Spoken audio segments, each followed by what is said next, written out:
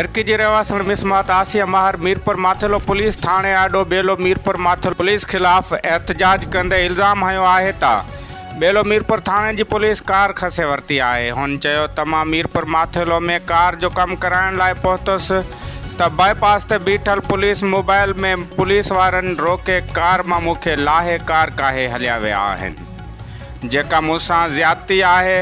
हुन एसएसपी घोटकी ऐं ॿियनि वसवारनि खे अपील कई आहे त नोटिस वठी बेलो मीरपुर माथेलो पुलिस खिलाफ़ कार्रवाई करे कार वापसि कराए ॾिनी वञे। नाज़रीन, डहरकी जे रहवासण मिसमात आसिया मीरपुर माथेलो पुलिस थाणे आडो बेलो मीरपुर माथेलो पुलिस खिलाफ़ एहतजाज कंदे इल्ज़ाम हयो आहे त बेलो मीरपुर माथेलो थाणे जी पुलिस कार खसे वरती आहे।